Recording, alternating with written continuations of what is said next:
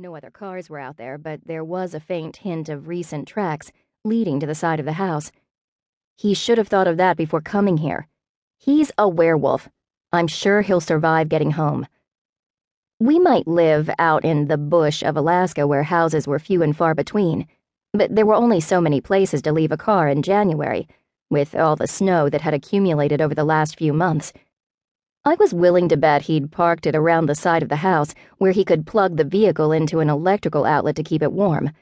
That's where it was the last time I'd caught him in Emily's room. With winter set in, the temperatures were too low to risk a cold start. It could ruin the engine. Fine. She shot me an annoyed look before hopping out of bed to give Hunter a quick kiss, blanket still wrapped around her. Just come by tomorrow night. He gave her a rueful smile. You know the rules, Emily. I pointed a finger at her. You two got caught in the act and can't visit each other for a week. There was nothing I could do about school, but since they tried to spend every possible moment with each other, I could take nights and weekends away. That's such bullshit. She plopped herself onto the bed. Sometimes I missed the old Emily, who was sweet and didn't argue with me so much.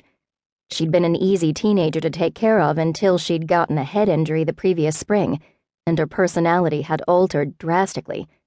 Now we fought more than we got along.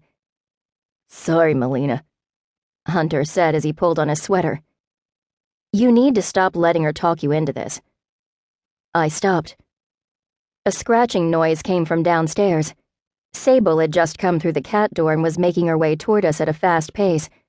She skidded to a halt at my feet, currently in the form of a reddish-brown lynx with black markings, and growled at me.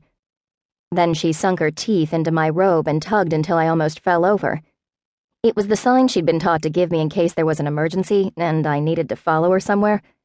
Probably into the woods, since that's where she typically roamed, and there wasn't much else this far outside Fairbanks.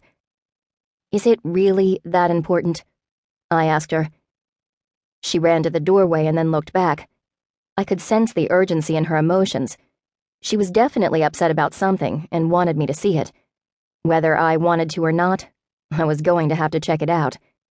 Finish getting dressed and meet me at the front door. I ordered Hunter. Yes, ma'am. I rushed to my room to get dressed with Sable following at my heels. Considering Emily's warning about the temperature outside, I put on several layers of clothes. My body could handle it no matter how cold it got, but that didn't mean I didn't suffer discomfort, especially when it got well below freezing. Are we going far? I asked Sable, debating which boots and jacket to wear. She could understand me, but she couldn't answer back. Instead, she sat down. That was her way of answering yes. Her Fae trainer had taught her many things, including basic forms of communication, fighting, and hunting. I still hadn't read the entire manual that came with her since it was written a lot like Apple's incomprehensible terms of service, but I caught all the highlights. What did you find? I slipped on a pair of heavy boots. She flattened her ears. All that meant was that it was important that I go see for myself. Oh well, I hadn't really expected specific details from her. The feline shapeshifter could only tell me so much. I grabbed a heavy jacket and headed for the stairs. Hunter came out of Emily's room at the same time.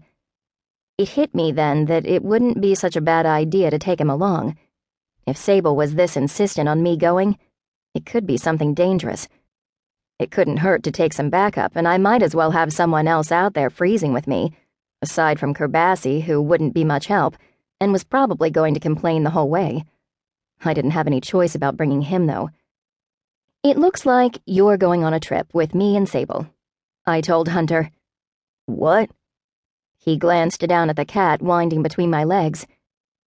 Emily gave me a sullen look from her bedroom doorway. Sable found something, and we need to go see it. If you prefer your wolf form, you better shift while I'm waking up Kerbassi. There's no telling how far we might have to go. Sable roamed a wide area and often traveled for miles from the house. She knew better than to go near humans or their homes, so most likely whatever she found was deep in the woods. Emily crossed her arms. If he goes, is he still banned from coming here for a week? I considered it. Being a parent sometimes felt like being a judge, jury, and executioner.